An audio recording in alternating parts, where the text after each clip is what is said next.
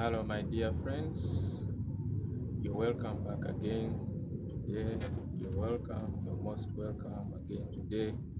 As you can see, we are going to talk about clefs. We're going to talk more about clefs. If you remember, I have a video on clefs. We talked about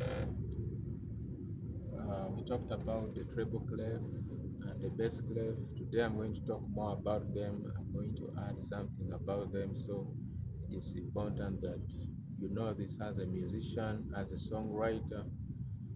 This is more about music theory and also a bit of practical. So the way I teach is I teach you theory and practical. So I try to show you things theoretically, then I show you practically on the keyboard. So if you are there, you're a singer, you're a songwriter, you're a musician, you're a keyboard player, you're a guitarist, and you're interested, you want to know what music is, how is music written, how do we read, how do we interpret these signs. So stick to my channel. So make sure you like this video, make sure you subscribe to my channel if you've not subscribed yet, and continue watching my videos so that you get to learn stuff, you get to learn music. So today we are going to talk about clefs again, more about clefs. As you can see, I've said more about clefs, which means I've already spoken about it. I already spoke about it previously. So this is just addition, more that you have to know as a musician. So I've said the treble clef sign is also known as the G clef, the treble clef. Remember we talked about the treble clef and the G and the bass clef or the F clef. And I want you to know that the treble clef sign is also known as the G clef. That's the other name for it. Secondly, the treble clef wraps around the second line, and the second line indicates the G note. So this is the second line. So it wraps around here. So if you can see, it's wrapping around the second line. This is what they mean. This is our second line. This line. Second line. So the treble clef wraps around the second line like this. And the second line indicates note G. This is our note G line. It indicates note G. Okay? And that's where it gets its other name as the G clef. Why? Because it wraps around the G line. So it gets its name from there. Okay, I hope that is clear. The bass clef sign is also known as the F clef sign. The bass clef sign is also known as the F clef sign. The dots of the bass clef sign surround the fourth line on the staff. Okay? The dots of the F clef surrounds the fourth line on the staff. The fourth line indicates note F. The fourth line indicates note F. Okay? So let me go ahead and try to draw the bass clef, and I show you how the dots are around the fourth line. And this line is called line F, so that's why it's getting its name, the F clef. So you can call the treble clef a treble clef, or you can call it a G clef. Why? Because it wraps around the G line.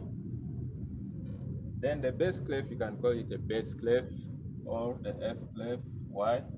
Because its dots encloses the line F, which I'm going to draw here to show you. So it is very, very important for you as a musician to know these things. Why? Because you can use this as references. When you're playing, say, a sheet of music, they have given you a sheet of music and you're playing, you're trying to sight read and you're trying to interpret the music. You can use these lines. Say this line G. If you know that this line is called G, it is very useful that it can help you to depend on this line as G. If you know that this line G, then which means the next line will be A. Okay? After A, the next line will be B. After B, the next space will be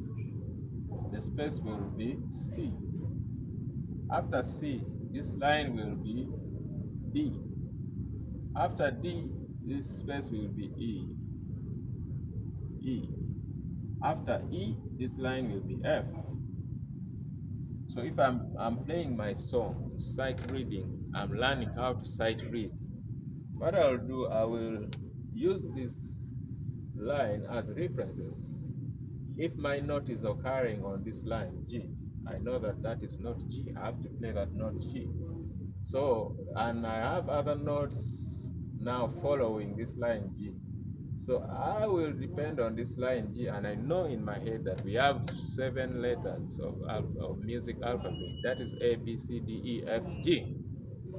So I know that after G comes A. So which means if I have my notation on space A, it will be easy for me to know that I was at G. So this automatically is A. After A, automatically B. So if I have my music notation like that, I can use these lines as references. That's why I'm saying it is very helpful to use those reference points to recognize notes. To use those reference points to recognize notes when you're sight reading. Okay, so let me go ahead and draw the bass clef and I show you where it gets the name F from. This bass clef,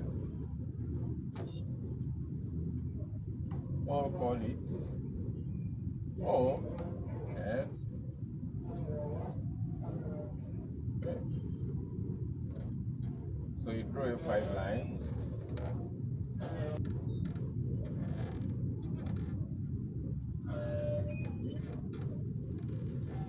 Four, 5.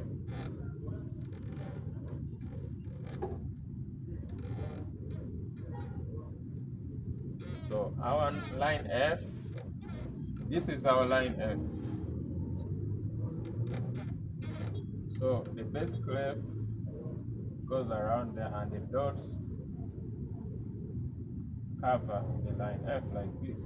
The dots surround the line F like that. That's why we call it the F clef or bass clef.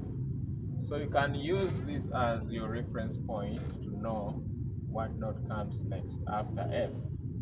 G will be next after F. So this will be space G. Then this line will be line A. Then B, then C, like that, on and off. So use this as your reference points to know the notes. Depend upon this to know what notes comes next when you're sight reading. So that is it about more about the clefs. Thank you for watching this video. This was a short video, and that is it about more about the clefs. So God bless you. See you again.